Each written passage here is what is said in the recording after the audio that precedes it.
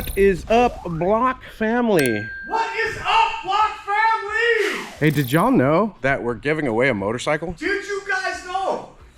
He's giving away this motorcycle. This one right here. 2022 FXLR ST. Ooh, it is in the excuse me? That was really proper. It's a proper. You goddamn right. It's an ST. It is in the process of being naked.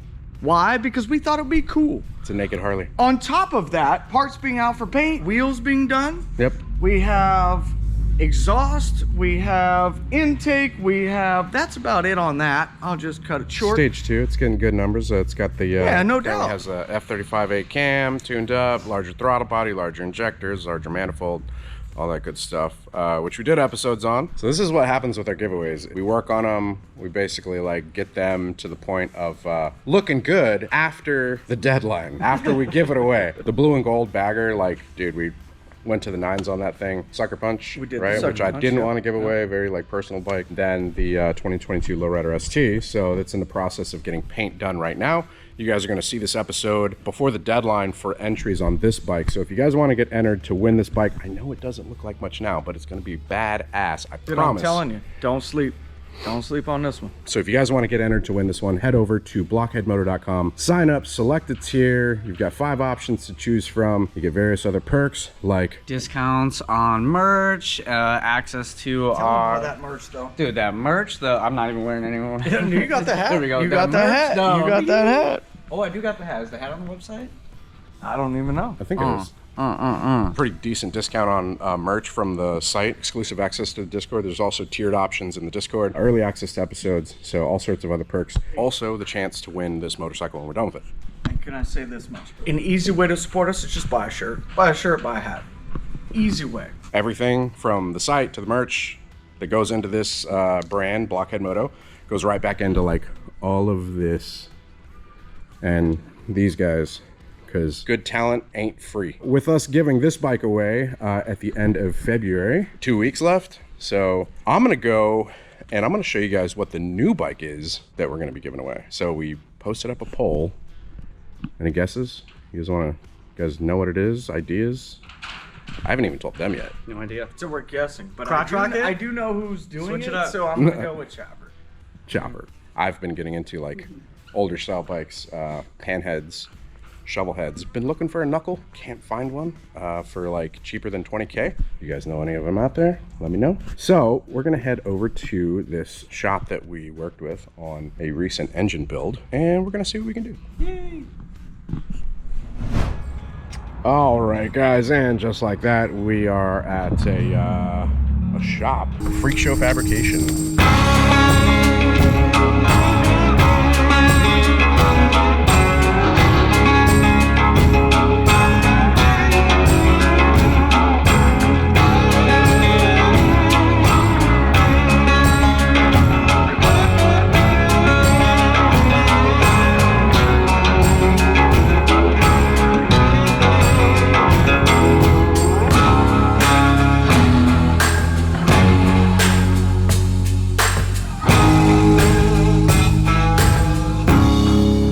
This is Drew. Hey guys, how's it going? With Freakshow Fab. He said he's awkward on camera, so I guess expect some of that. Yep, absolutely. That's okay, me too. Drew here has owned, operated Freakshow Fab for how long? What's the story behind it? Probably 10, 15 years now at Okay. this point. Started up down south and moved to Daytona the last year. You were in Fort Myers Yep. beforehand? Okay. Some of you guys might know this building because it's an old... Harley-Davidson dealership. Harley It's dealership. the Harley-Davidson dealership for Daytona Beach Okay. originally. So all through the 60s, 70s, 80s, and the 90s, it was the Harley-Davidson dealership. You said you get a lot of people through here that like want to come by and Oh like, yeah. You'll especially during bike week, everyone will park out front and take pictures in front of the building on their bike because everyone came here during the heyday, I guess, of, Right. of really this type of stuff. How sick is that? Owns a shop that's an old Harley dealership, and he's still building lots of Harleys, other bikes too, but mostly Harleys. Mostly Harleys at Yeah. this point. Yeah, they've taken over my life. I started off with British motorcycles, and Harleys have just taken over now for the last 10 years. We won. So what? Triumph? Triumph, BSA, Norton, the main 3 British motorcycles is what I used to do. Okay. I still do them though. Probably one of the only people really around here that that do them. So you specialize in old engines? Mainly old motorcycles, Yeah. finished bikes. Yeah, we don't specialize in old stuff. For the recent build that we did with Weems for the charity bike and FDB, Chris unfortunately cut his hand, and so we had Drew here help us out with reassembly, which was awesome because he had all the tools that were required, which if you guys don't know, you have to have specific tools. Whenever we added it all up, it was about almost $1,000 in just tools to be able to reassemble the iron head. And we don't work on iron heads, so it's like we're gonna buy $1,000 in tool to use one time. It just seems kind of wasteful. And so luckily Drew was able to assemble it in like what, 2 days? Yeah, something like that. Super quick. Yeah, it was crazy, man. We Really really a appreciate it. record. Whenever we did the iron head, we came by here to pick it up, and I walked in here and I was like, holy shit. We were just kind of thinking about what engines are in here. I guess starting from the beginning, you have a knucklehead, which this is a 47. Knucklehead came out in 36, so that was the first overhead valve Harley-Davidson motor. That was where everything changed. The next year they came out with the flathead, which this is a 37 flathead, so this is the first year of them. I just finished this bike. This is your personal bike, My you said? personal bike. Yeah. Man, that's a looker. I love the paint. Well, that's actually the factory color for 37. Oh, really? I just threw some pearl in it. Nice. And, Oh, that's the factory badges too. Looks great with the pearl. It's for sale? No, I'm gonna hang on to this one for a little bit. It will be eventually. I'm like, that'd but be a for great now- giveaway. So yeah, like I said, yeah, I would love that one. that's a beautiful bike, man. Thank you. It looks so good. Very well done. You guys be sure to go follow Drew at Freakshow Fab on Instagram, and you guys can see like all these builds as well if you want to keep up with them. Then you go to the Panhead. This one is a 53 pan. Is this the profile like that? It's gonna. Similar. It's actually going to be very similar to the flathead over there. Okay. Why is this going to have a early hydraulic front end instead of a springer? But it's going to sit pretty low. I was about to say it's very low. Yeah. Yeah, it's going to sit low. Then you go to the generator shovelhead, which is this one over here. This is a 67. So this is the bike that he sent me originally that he was interested in selling. That I was like, yo, it'd be sick to buy that one for you guys and to give it away because it's just like super classic looking. One family owned? you said? One family owned. Guy I got it from, his uncle bought it brand new in 1967. Been changed a little. They got paint job and stuff, Right. but the bike is pretty much as it was. Thing's totally rebuilt, ready to go. It's a beautiful bike, runs great. That's the bike that I was considering scooping up to give to you guys, and then whenever I talked to him about, you know, hey, like, what could we do about this? You started saying, like, well, what are you looking to do? And so I was like, well, we could do that one. You guys let me know what you think. Or we could go further back. So this being a Jenny shovel, which I just found out what that means. It's with the generator on it. Or we could do something else, because he's got a couple more options in the front. A couple of shovel heads, a couple pan heads. So we're gonna take a look around and see what we can come up with. This is like literally like a candy store. He's got frames, he's got engines, he's got front ends, and so you can literally be like, I want that and that and that. A lot of stuff. And then he just puts it together and makes a sick f***ing bike. I mean, look at these things. 20 years of collecting. Right. Benefits us. That's cool. Then you got a cone shovel, which is the next one in line, which this was actually originally my father's bike. Oh, wow. It was a bagger originally, but definitely not anymore. We had started it before he passed away, and I decided... Oh, you got to build this with him. I started, and then decided to go full crazy on it and pulled some things out of my head that I've been holding on to for a minute. Man, that's amazing that you got to like actually build it with him. Yeah, too. it was nice. So this one's never for sale then? Never That's what for you're sale. saying? That bike's never going nowhere. I've had a lot of people try to buy this bike off me. Really? It ain't going nowhere. Yeah, that's cool how you've like integrated everything into the frame too. Yep, fully molded. And then there's an Evo over here, but top end, actually I'm waiting for the cylinders to come back. Evo, motor, 5-speed, transmission, all the creature comforts, but with an old motorcycle. Nice. An old looking motorcycle. So it's like a resto mod. Real kinda. mile muncher. Yeah. Yeah, it'll be a good bike to ride. And then there is an iron head over there, old Survivor iron head chopper. So what do you mean when you say, because I've heard this term a lot in the last couple months, Survivor. The shovel that we got, a Survivor. Right. So yeah, Survivor would be a bike that basically, so there's two types of Survivors. You've got a Survivor kind of like that generator shovel over there, where it's as it was. It's stock. It really hasn't changed too much. If it had the right paint job on it, the original paint job, it would be like perfect. But when you're talking about choppers, you got your Survivor choppers, which this little iron head over here is a perfect example of it. It's crusty. It's as it was. It was built in the 70s, and it hasn't changed. Okay. It survived the 80s and the 90s. All the awful, without being chopped or all the billet nonsense. And yeah, it's old paint, crusty, just as it was. Just pulled out of the garage and, you know, got it running. And what's that saying? It's like the most rare Harley is a stock Harley. Yeah, pretty much. Pretty much. So a lot of them, like the bikes that I work on, most of them have been messed with. To find one that has not been messed with is pretty rare. Wow. Okay. The 60s and the 70s really just, I mean, people just ruined good motorcycles and made them into choppers. You know, I love choppers, but it's true. I mean, they cut them to pieces. But, you know, they're more fun that way. And these older bikes are neat because you can see people put their souls into them back in the day. Like, it was a really big deal to customize your motorcycle back then. Right. And where now it's really easy. You know, the aftermarket's huge and stuff, and the internet and everything. You can see what people are doing, their ideas and stuff. Where back in the day, you had to come up with the ideas yourself. Yeah. There was no way to see, except for old chopper magazines or old motorcycle magazines. That's the only way that people could figure out what was going on in the other side of the country. So. And you can buy welders at Harbor Freight for like super cheap now. You can. Back then, it was just not like that. Yeah. You see these bikes, you get them in here, and a lot of them, you know, everyone's sitting down in the garage, you know, smoking weed and popping Quaaludes and getting nuts and sitting there with their oxyacetylene torch, bubblegum welding stuff together just to make it what they wanted, and then slather it in Bondo, and you're good to go. Just notice this. Pull it. Oh, that's a lot longer than I thought it was. I make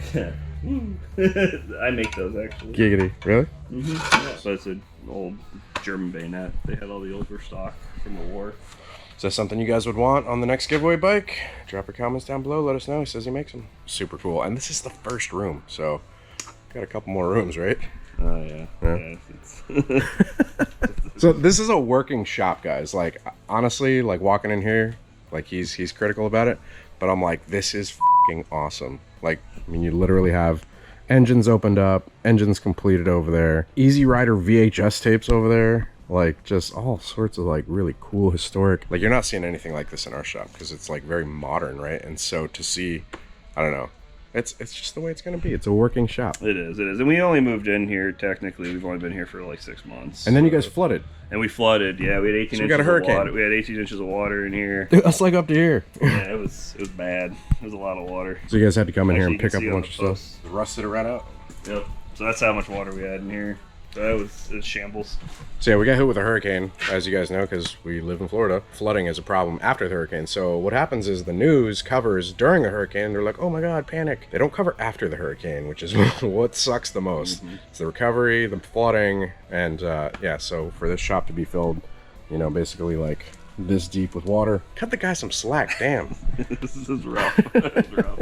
All right, come on into my messy machine room. So this is the fabrication side of things? So this is the machine room. It's a Bridgeport over there, some lathes, everything in here. The Bridgeport, that's from '79. Everything else is from the 30s, 20s. These lathes are actually 1800s. Jesus. Yeah, they're late 1800s. You know what I'm saying? They don't make them like that no more. Yeah, but I mean, this thing's ancient.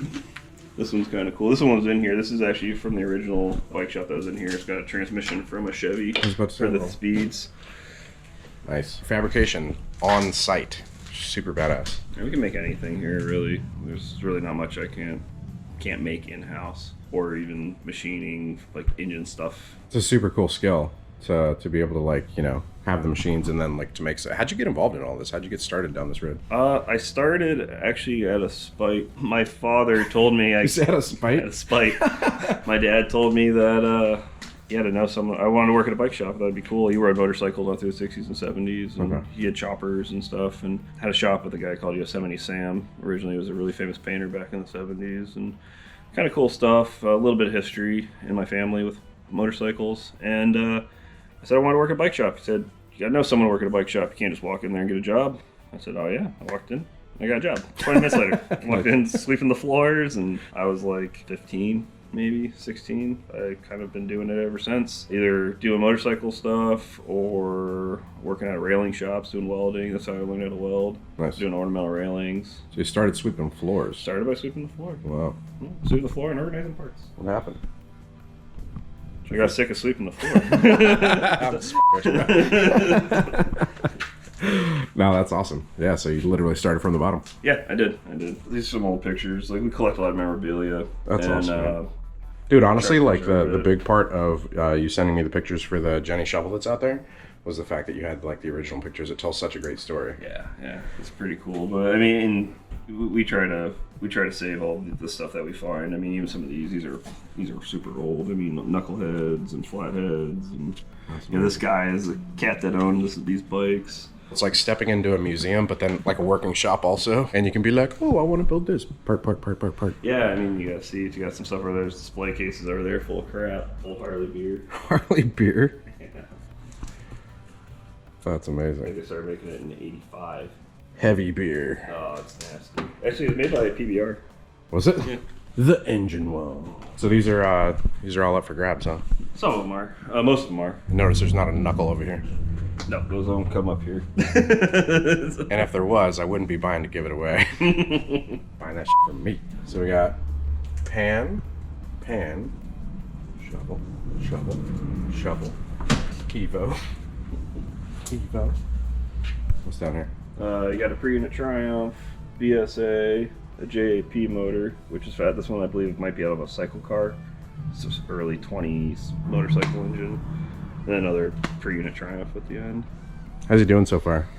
It's pretty good. Pretty good. He's not good with the camera. I'm not either, though, so I don't blame him. You want to tell people who you are? I said, oh, I'm Kim. It's Kim. Drew's other half.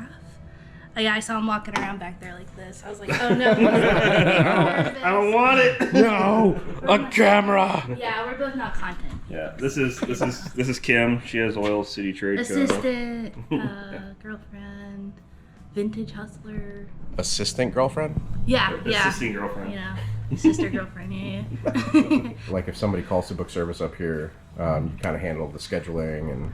Yeah, I try to keep him in line a little bit better. Yeah, he's a chaos guy. Oh yeah, it was in shambles before I met her. Yeah. And getting better slowly. Yeah, Nice. it just takes a lot of work. Oh, I feel you. So I've got my operations manager, Captain Anna. Big shout out, Captain Anna. If I didn't have her, the business would be non-existent just because, it would just be in shambles. So if you guys are looking to have like a chopper built or like custom fabrication or anything like that, and what's the best way to like book an appointment with you guys? Probably the easiest thing might be just through Instagram. We're Yeah. old school. Just give us a call. Just either old, Really? either that or just give me a Instagram or just give me a Honestly. call. You guys have like a We don't landline? advertise at all because if we did, we'd be a little too busy. Ooh. Yeah, I'm swamped. As it is. It's I'm just swamped. what You you guys as it understand what is. this is, right? Yeah. This is marketing right here. Yeah, I know. this is me and her, and that's it, and a ton of customers and a lot of work. And Damn. There's a wait, but I can usually get small stuff done pretty quickly. But, Yeah. Get that. Yeah, money the done build stuff. Yeah, for sure. There's a little bit of a line, but we do what we can. So if you guys are interested in booking service or anything like that, booking an appointment, check out the links down in the description below. I'll include all of their information. So if people hit you up. Also, tell them Blockhead sent you. Yeah. Charge it double. Sounds about right. All right, so which was the one that It was would not up be- for grabs? One of the Evos, just because it's for a customer. All the shovel heads are up for grabs. There's 2 stock ones and then 1 big inch motor, which this is what came out of one of my old motorcycles. That's a 96 inch stroker. That thing's Timer an absolute animal. One of these Evos is up for grabs, but then you got down here, there's a 48 pan at the very end. It's an EL, and I think this one's a 63 right side and a 70 left side. A really good motor for someone that wants to actually ride their bike. Well, we do want to give away bikes that people can actually ride, which is super cool. So that's why I kind of lean away from the Jenny shovel that's in the back, just because it's like so original, such nice condition.